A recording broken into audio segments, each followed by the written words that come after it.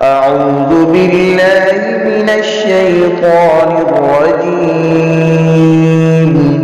بسم الله الرحمن الرحيم. ولقد يسرنا القرآن للذكر فهل من مدكر.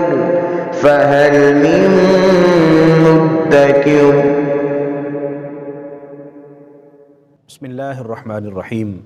سورہ بقرہ کی 113 نمبر آیہ مقدسہ سے آج پڑھیں گے. اعوذ باللہ من الشیطان الرجیم. بسم اللہ الرحمن الرحیم.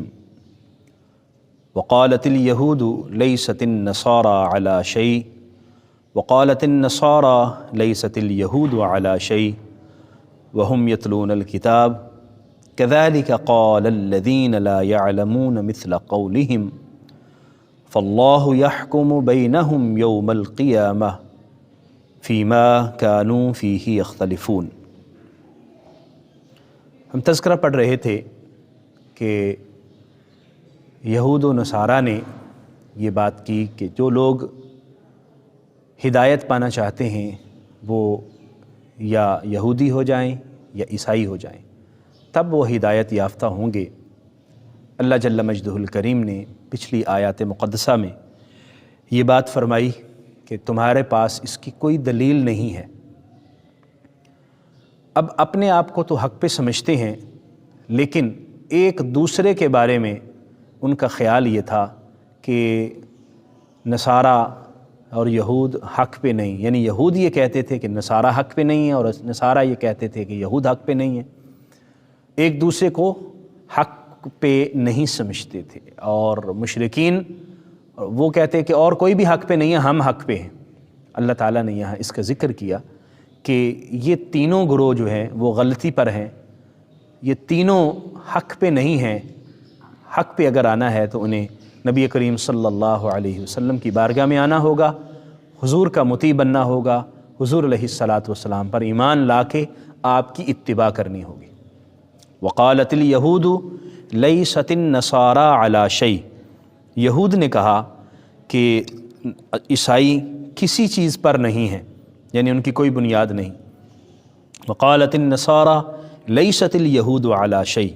اور نصارہ نے کہا کہ یہود کسی چیز پر نہیں، یعنی ان کی کوئی بنیاد نہیں، کوئی بنیادی عقائد اور نظریات ان کے پاس نہیں. وہم یتلون الکتاب. حالانکہ یہ سب کتاب تلاوت کرتے ہیں، یعنی ان کے پاس تورات موجود ہے، انجیل موجود ہے، اور وہ اللہ کے کلام ہیں، اللہ تعالیٰ نے انہیں نازل کیا ہے. انہوں نے اس میں تبدیلی کر لی ہے، وہ الگ سے بات ہے، لیکن بنیادی طور پر تو وہ اللہ ہی کا کلام ہے. كذلك قال الذين لا يعلمون مثل قولهم. اور اسی طرح کی بات کہی ان لوگوں نے لا يعلمون، جن کے پاس علم ہی نہیں ہے، یعنی ان کے پاس کوئی وحی کی بنیاد موجود نہیں ہے. یہود کے پاس تورات موجود تھی جو وحی کی بنیاد تھی، اور نصارہ کے پاس انجیل موجود تھی جو وحی کے طور پر تھی. اور جو بت پرست تھے لا یعلمون، یہاں لا یعلمون یعنی جن کے پاس علم نہیں ہے، مراد ان سے بت پرست ہیں. ان کے پاس تو کچھ بھی نہیں ہے، نہ کوئی کتاب بھی نہیں ہے ان کے پاس. پھر یہ کس بنیاد پر کہہ رہے ہیں، اور یہ بھی کیا کہتے ہیں؟ مثل قولہم، ان کی مثل بات کر رہے ہیں، یعنی یہ کہتے ہیں کہ باقی کوئی بھی کسی بھی بنیاد پر نہیں ہے، ہم حق پہ ہیں، بت پرستی میں ہم حق پہ ہیں، ہم شرک کرنے میں حق پہ ہیں. فاللہ یحکم بینہم یوم القیامہ. اللہ تعالیٰ ان کے درمیان قیامت کے دن فیصلہ کرے گا. فیما کانوا فیہ یختلفون، ان تمام باتوں میں جن میں یہ اختلاف کر رہے ہیں. ایک دوسرے کے ساتھ ان کا اختلاف ہے، ایک دوسرے کو حق پہ نہیں سمجھتے، ایک دوسرے کو غلطی پر گردانتے ہیں. حالانکہ حقیقت میں دیکھا جائے تو تینوں غلطی پر ہیں. حق پہ نبی کریم صلی اللہ علیہ وسلم، آپ کے ماننے والے اور آپ کی تعلیمات ہیں. جو ان پر ایمان لائے گا وہ حق پہ ہوگا، ورنہ وہ حق پہ نہیں ہوگا بلکہ باطل پہ ہوگا. اس لیے یہ بات ان کو سمجھائی گئی کہ قیامت کے دن تو تمہارا فیصلہ اللہ کے پاس ہوگا، تو پھر اس وقت تم کیا جھگڑا کرو گے اور کس بنیاد پر بات کرو گے؟ تم یہ تو سمجھتے ہو نا، چلو مشرکین بات نہیں سمجھتے، تمہارے پاس تو تورات اور انجیل موجود ہے اور تم تو یہ سمجھتے ہو کہ مر کے دوبارہ زندہ ہونا ہے اور اللہ کی بارگاہ میں حاضر ہونا ہے، تو پھر اللہ کے اوپر فیصلہ چھوڑو، اللہ تمہارا فیصلہ کرے گا کہ تم میں سے حق پہ کون ہے۔ وَمَنْ أَظْلَمُ مِمَّنْ مَنَعَ مَسَاجِدَ اللَّهِ أَنْ يُذْكَرَ فِيهَا اسْمُهُ وَسَعَى فِي خَرَابِهَا، اس شخص سے بڑھ کر ظالم کون ہوگا جس نے اللہ کی مساجد سے منع کیا، اللہ کے گھروں سے لوگوں کو روکا، ان یذکر فیہا، کہ اس میں ذکر کیا جائے، اسمہ، اس کے اسم مبارک کا، اللہ کے نام نامی اسم مبارک کا ذکر کیا جائے اس کے گھر میں، اس سے بڑھ کر ظالم کون ہوگا جو اللہ کے گھروں میں ذکر کرنے سے منع کرتا ہے۔ وسعی فی خرابیہا، اور کوشش کرتا ہے اللہ کے گھر کو بے آباد کرنے کی، یعنی جنہوں نے اللہ کے گھر کو بے آباد کرنے کی کوشش کی اور اللہ کے گھر میں اللہ کا ذکر کرنے سے روکا، ان سے بڑا ظالم کون ہوگا۔ یہ اصل میں اشارہ ہے ان نصارہ کی طرف جنہوں نے بخت نصر کی مدد کرتے ہوئے لوگوں کو بیت المقدس میں آنے سے روکا اور اللہ کا ذکر کرنے سے لوگوں کو منع کیا۔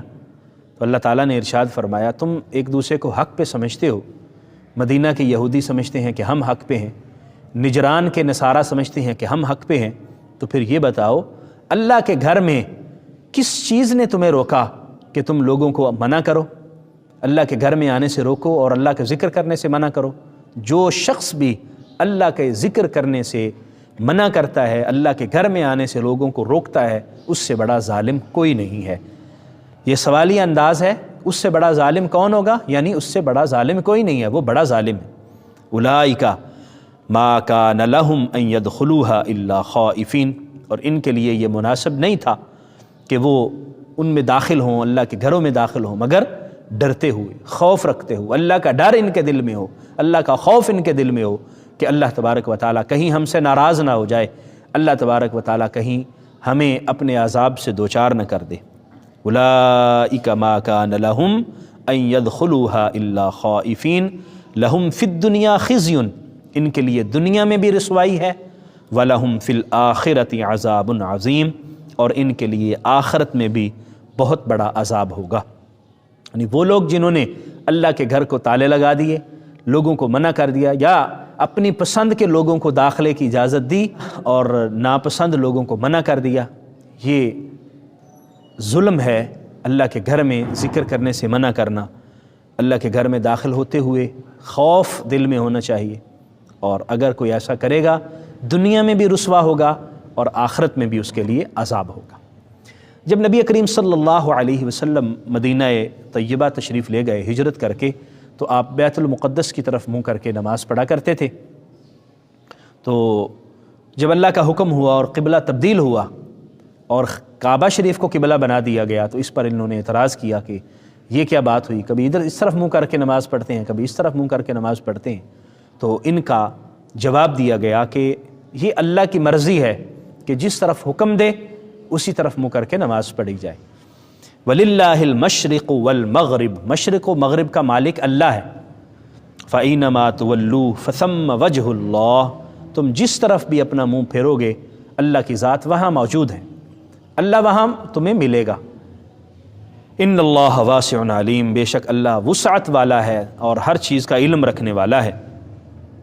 تو اہل ایمان اگر کعبہ کی طرف منہ کر کے نماز پڑھ رہے ہیں تو اللہ جل مجدہ الکریم کا حکم ہے، تو اصل میں تو سمت کے اندر یا کسی طرف منہ کر کے عبادت کرنے کا کوئی مسئلہ نہیں ہے، کوئی مقصد نہیں ہے، لیکن یہ اللہ کے حکم کی اتباع ہے کہ اللہ نے ارشاد فرمایا کہ تم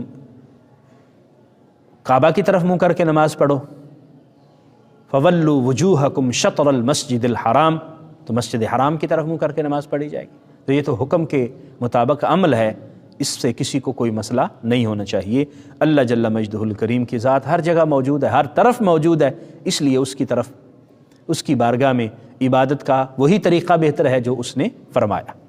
ان آیات مقدسہ میں ہمیں یہ سبق ملتا ہے کہ بے بنیاد کسی پر الزام لگانا درست نہیں ہے، اور ایک دوسرے کو، یہود اور نصارہ کا ایک دوسرے کو کہنا کہ ان کی کوئی بنیاد نہیں ہے، یہ دونوں ہی غلطی پر مبتلا ہیں۔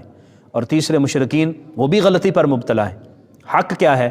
حق نبی کریم صلی اللہ علیہ وسلم کے ساتھ ہے، ان کی تعلیمات پر ہے۔ دوسری بات جہاں جو یہ سمجھ آئی وہ یہ کہ ہمیں اپنے عقائد و نظریات رکھتے ہوئے قیامت کا خوف ذہن میں رکھنا چاہیے کہ ہم جو بھی عقائد اور نظریات رکھیں گے قیامت کے دن اللہ کی بارگاہ میں ہمیں جواب دہ ہونا ہے۔ تیسری بات ان آیات مقدسہ سے ہمیں یہ پتہ چلی کہ اللہ جل مجدہ کا گھر اس کی مسجدیں ہیں، اور مسجد میں اللہ کا ذکر کرنے سے منع کرنا، اللہ کی عبادت کرنے سے منع کرنا اللہ کو پسند نہیں، اور اللہ نے اس شخص کو ظالم قرار دیا ہے جو اللہ کے گھر میں عبادت کرنے اور اللہ کا ذکر کرنے سے منع کرتے۔ اور آخری بات یہ ہے کہ اللہ نے جس طرف حکم دیا، مشرق کی طرف، مغرب کی طرف، شمال جنوب، جیسے اللہ کا حکم ہوگا ہم اسی کے مطابق سر تسلیم خم کریں گے۔ اللہ نے حکم دیا کعبہ کی طرف منہ کر کے نماز پڑھو تو ہم کعبہ کی طرف منہ کر کے نماز پڑھتے ہیں۔ اسی میں ہماری بہتری، اسی میں ہماری بھلائی۔ اللہ کریم ہمیں عمل کی توفیق عطا فرمائے۔ آمین۔ وآخر دعوایا ان الحمد للہ رب العالمین۔